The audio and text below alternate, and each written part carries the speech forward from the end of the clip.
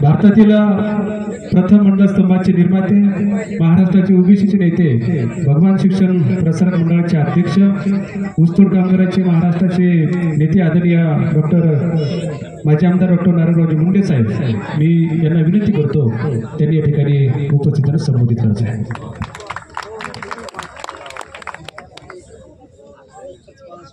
ओबीसीचे संघर्ष नेते म्हणून आपला वाघमारे साहेब, कटके साहेब, दीपक भाऊ,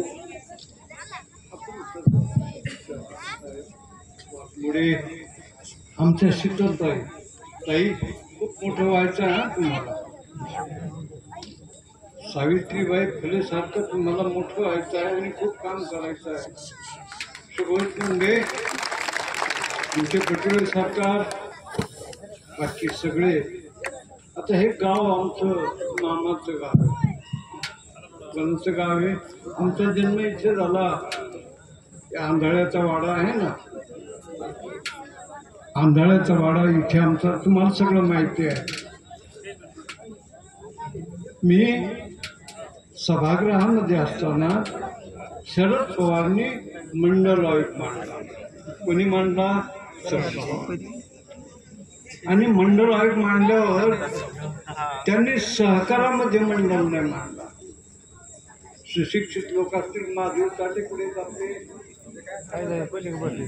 माधवराव, सहकारात मंडळ आहे का? यांना कळत नाही, पण तुम्हाला कळत आहे का मंडळ? ही बेईमानी कशासाठी? ही बेईमानी शरद पवारनी केली. ह्या तुमच्या साखर कारखान्यात आहे का मंडळ? नाही.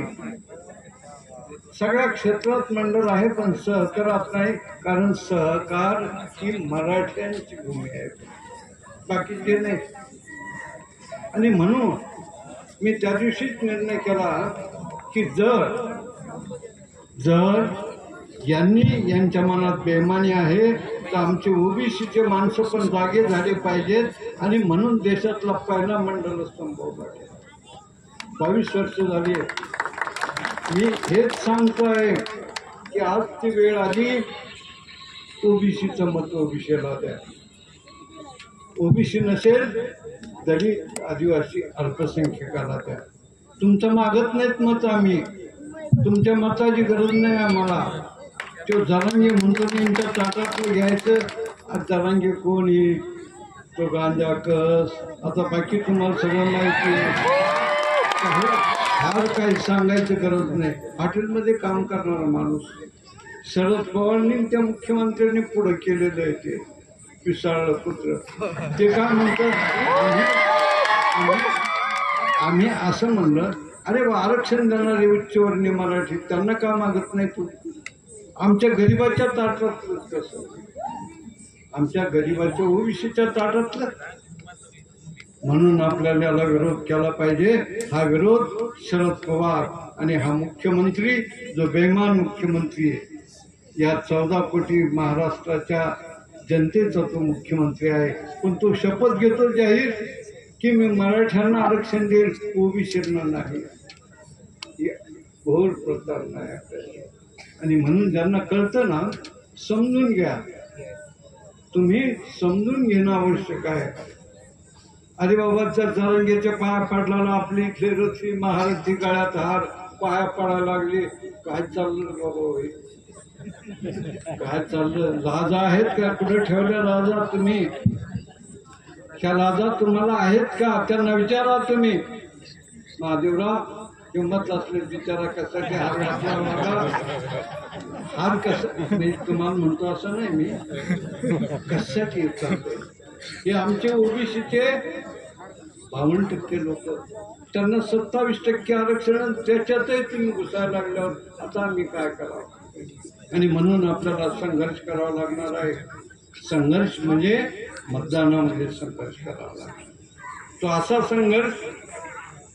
आता चव्हाण साहेब म्हणले किंवा तुम्ही एकच उमेदवार द्या, एक उमेदवार नाही. ओबीसी 385 जाती. किती? 385. एक कसं राहील? 10-5 उभे राहतील. काय फरक पडत नाही 10-5 उभे राहिले.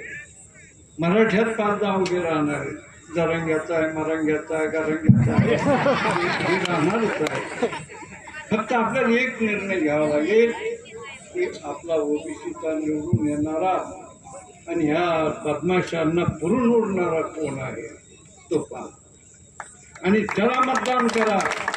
मत वायाला घालू नका. खटके साहेब आपल्याला अनेक आपण परत का हात धरू शकतो का? नाही धरू शकत. आणि म्हणून उभे राहू द्या आणि निर्णय असा घ्या यात कोण निवडून येतो.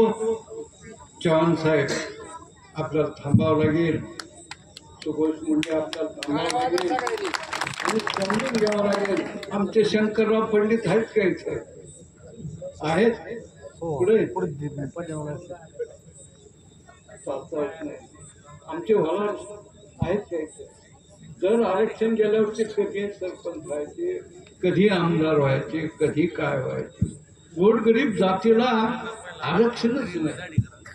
हे ओबीसीचं मत ओबीसीला आणि नसेल ओबीसी दलित आदिवासी अल्पसंख्याकाला. तामिळनाडूमध्ये कोणाचा मुख्यमंत्री आहे? न्हावी समाजाचा. हे गेल्या 50 वर्षापासून ओबीसीचा मुख्यमंत्री आहे. त्यांचं एकच तत्व आहे की ओबीसीचं मत ओबीसी नसेल दलित आदिवासी अल्पसंख्याक. हे आमचे कुंभार चंभार त्याला लहान जातीगत सत्य त्या पाटलांनी देशमुखनी सगळं वाढल्यावर त्यांच्या वाट्यात कधी यावं. या गरीब जाती अशाच बाजूला राहिल्या. आता ओबीसी मध्ये काही बदल जाती आहेत त्यात फायदा घेत आहेत.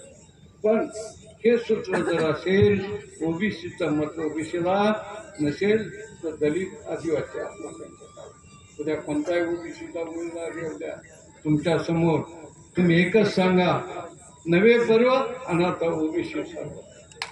ओबीसी म्हणलं की त्याला मतदान. तो मोठा लहान हा भेदभाव करू नका. ही आता निर्णायक लढाई आणि शीतलताई आपल्याला उभा राहावं लागेल.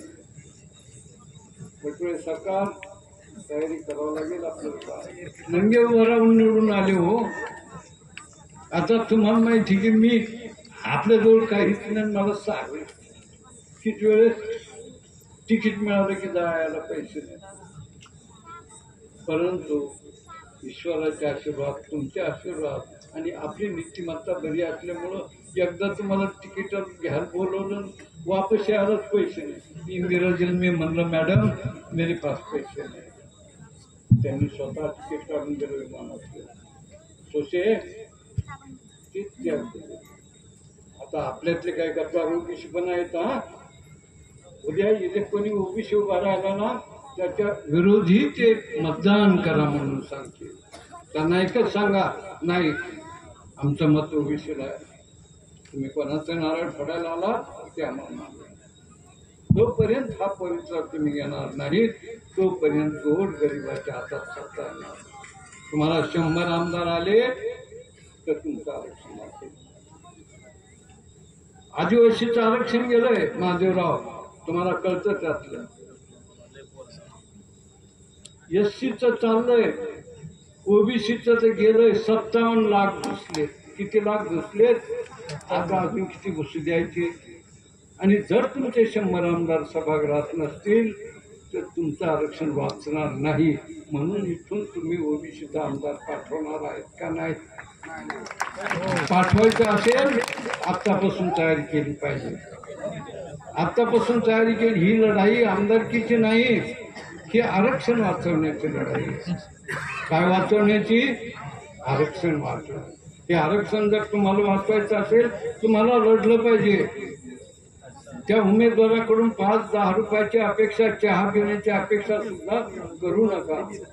की तुमच्यासाठी तुम्हाला लढाई लढायची असेल आपला नंगा उमेदवार असेल तर त्याला मतदान करा. तर मी तर मतदानाचीच भाषा बोलतो. आपल्याकडे आहेत 5-7 लोक. हे 5-7 लोक ज्यावेळेस उभा राहतील तर मला नाही तुला नाही असं व्हायला नको. आणि ते जरी भांडत बसले तर तुम्हाला माहिती आहे याच्यात कोण निवडून येणार. तुम्हाला सगळं माहिती आहे. याच्यात निवडून येणारा कोण, याच्यात नाटक्या कोण, याच्यात लाटक्या कोण आहे ते सगळं तुम्हाला जनतेला माहिती आहे. जनता सगळं जाणते. जनता सगळं जाणते.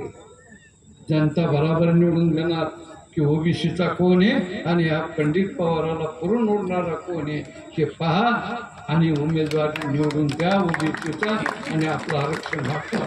यांनी या लेकरांनी हे 10-15 दिवस जे फिरतायत काही आत्मक्लेश करून घेत आहेत की आमच्या ओबीसीच्या लेकरांना आरक्षण मिळालं पाहिजे यासाठी पायी दौरा काढला. ही खूप मोठी गोष्ट आहे.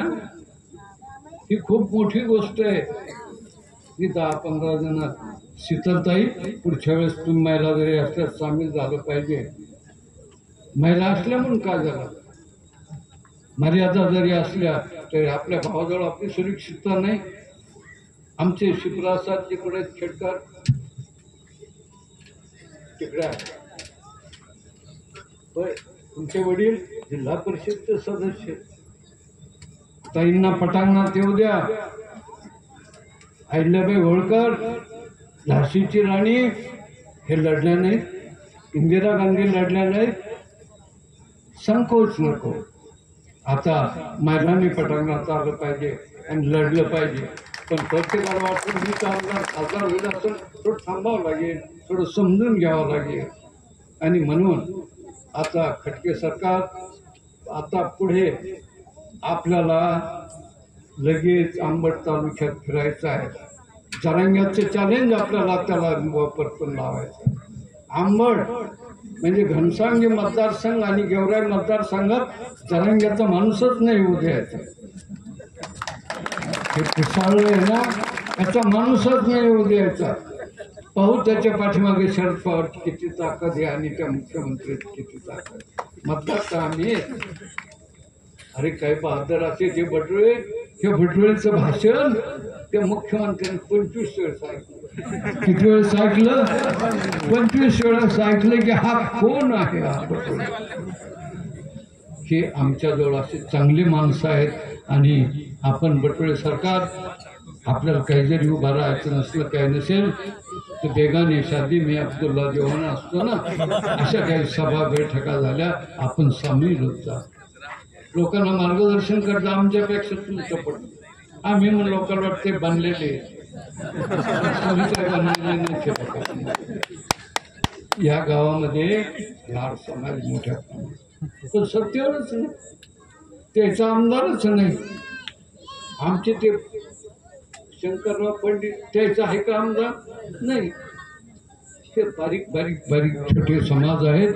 ज्यांना न्याय द्यायचा असेल तर ओबीसीचं मतदान ओबीसीला केलं पाहिजे बाबा. एवढीच नम्र विनंती करतो आणि थांबतो. जय हिंद, जय मंडल, जय ओबीसी.